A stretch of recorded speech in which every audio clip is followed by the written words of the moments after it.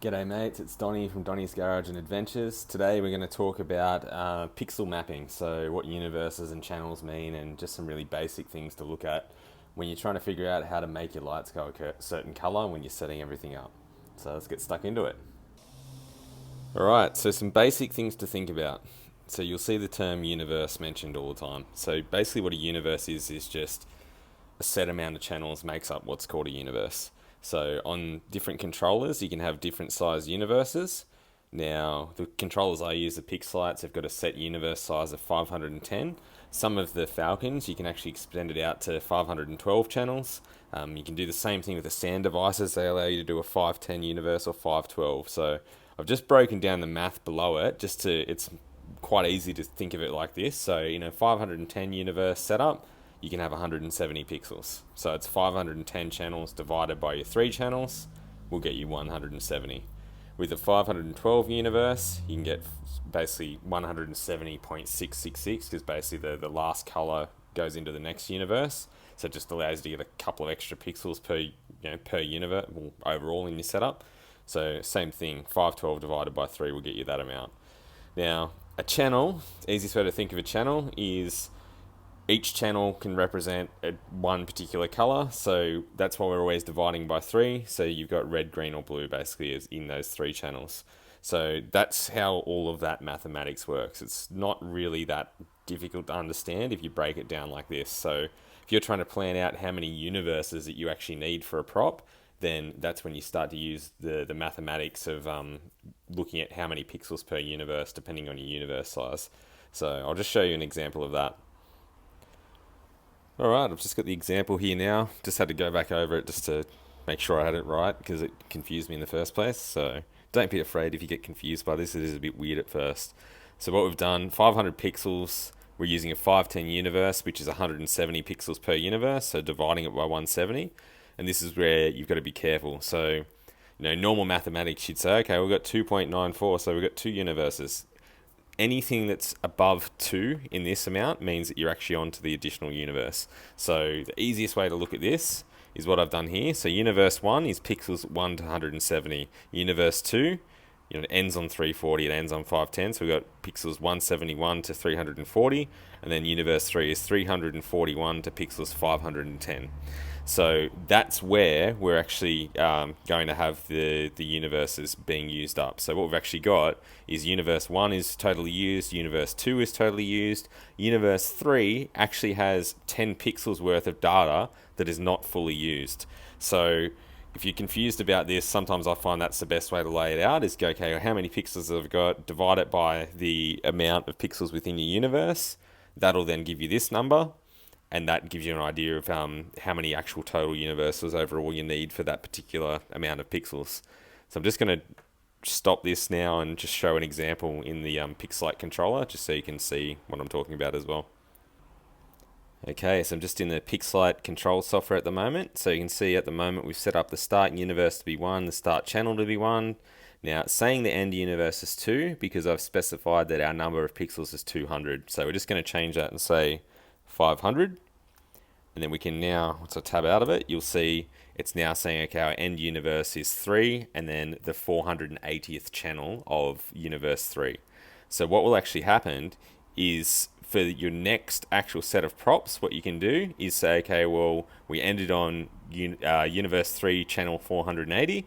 So now we're going to start on universe 3 channel 481 and then specify how many pixels. So I've deliberately made this one 170, so you can actually see that we've used up an entire universe just by saying 170 pixels. So that's the easiest way that I find to do this. The other reason for doing it like this, especially in the Pixelite controller, where you're just mapping it and going, okay, well, I've this many on this universe, and then adding the next bit, and the next bit, and the next bit, is because then you don't leave. You'll see a lot of people that say, don't leave channels unassigned in the universes. This way, you're actually utilizing all of the channels throughout your controller or universes without leaving universes with the unused channels. So that's why I find that's the easiest way of doing that. Now I'm just going to jump over into Xlights as well and just show a couple of things there. Alright, now I'm in Xlights now. So what we're going to do is just act like we're adding a controller. So just going to say add Ethernet. Normally you'd put in the IP address, so we may as well do that just to show it as an example. Protocol you can change if you need to. All my stuff's on E131 though, so I don't need to. Priority is the network priority, so which controller should actually have data going to it first. I find that it's fine to use everything the same in terms of priority for the way that we run our show. For the way you do yours, it might be different. And then now we look at, so start universe. So this is where a lot of people get confused. So you can actually set your second controller, say for example, to start on universe 16, so that you've got sequential universes happening the whole way through. You don't actually have to do that. If you've got individual controllers, you can actually make them all start on like universe 1. It'll still work fine. Just some people like to actually specify the overall universes from the first universe they start with. What I'm going to do is just say, okay, well, we've got one universe, and let's say, for example, we have 10 universes total. You'll then see on this side, you'll then got the listing of how many overall channels that you've got. So if you do the first part, like what we're talking about over here, mapping out how many pixels and everything you've got, figuring out the channels and the universes that you need, then you can actually just make sure, okay, well, have I actually put in enough universes based on what my controller's capable of and what I actually need in the controller setup here for things to work properly. And then what you can do is, this is what then drives you to actually be able to test when you use the test mode in Xlights, which I should be able to see at the moment because I haven't specified any models yet. You see on this left-hand side, you can actually test per set of channels. So if you know, like if you've done this exercise, so we normally do this in a spreadsheet where you can go, okay, well, we know on output 1 we use X amount of channels.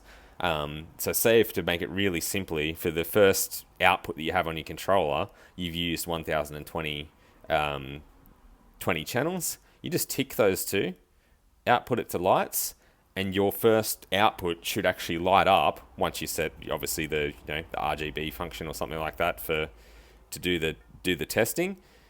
So once you've done that, then you should be able to go, okay, well, have I done my channel mapping right? So that's why this is really important. Start here, understand how this works, then put in your controller or controllers if you've got more than one. So like I said, we've actually got more than one. So what I normally do is if I have another controller that has another 10 another 10 universes, I just specify the next IP address. Let's just say, for example, it's 5.2 in this for this. And I'm going to say I've got another 10 universes. So you can then see what Xlights is actually doing is, even though I've said the universes start from 1 to 10, because that's what I'm going to set it in my controller, the overall channel count is starting from 5,101.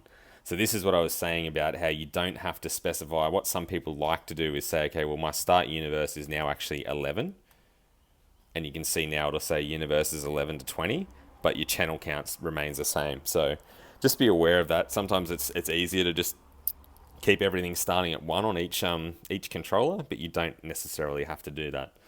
So then, like I said before, if you've got models, you can use this test function for doing the models directly as well. So I've only got one that I'd put in here the other day. So if I knew the channels that this is on, so it's saying 675, if that was on output 1 and that's what I'd mapped to it, once I tick this, that should particularly light up. But you can also check, as we said before, if you know that you've got a certain amount of channels on a certain model, for example, that you've mapped in Xlights, use this test again, and you can then just tick the amount of channels that you've got, output to the lights, use one of the, I normally just use RGB and then just say background only and turn on, that's red, that's green, that's blue. So I've just got it full red at the moment. That's one of the easiest ways to check are your channel mappings right. So a lot of people get confused by this. As I mentioned before, start here. Using a spreadsheet's a really good way to do it as well, because you can make the spreadsheet work for you with a lot of the maths to figure out where universes and things overlap. And then once you've done that and you've configured your controller, make sure you do configure your controller. Make sure you do actually come into the controllers tab in Xlights and configure what your controllers actually are and how they're set up. And then provided that you've done both of those things correctly, the last step is use the test function in Xlights and either test per channel or test using the models here to make sure that everything's been set up correctly. So yeah, that's hopefully that helps some people that are just getting started with this, because it can be a bit difficult to understand, but hopefully this video is going to help you understand it. I've got one more thing that I'm going to show you before I finish the video as well. Okay, one more thing that I want to explain to everyone that's going to seem stupid but catches a lot of people out is this. 1 pixel does not equal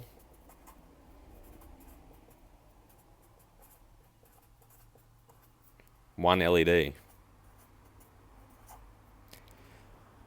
You're probably thinking, well, yeah, it does. I'll just count the bullet nodes. That's fine.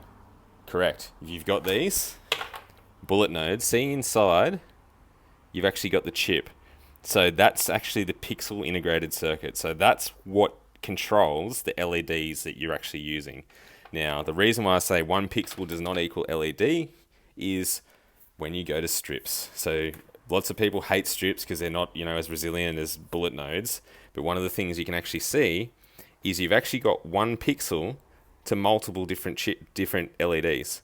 So when you're trying to map the strip lighting, make sure you're actually counting the black pixel chips. So don't go, okay, I've got like 1,000 LEDs in here, so I should divide it by the 1,000 LEDs to try and figure out my channel count. You need to know how many pixel chips, because that's effectively what drives the pixel count, not the LED count. And the pixel count is the one that we're worried about.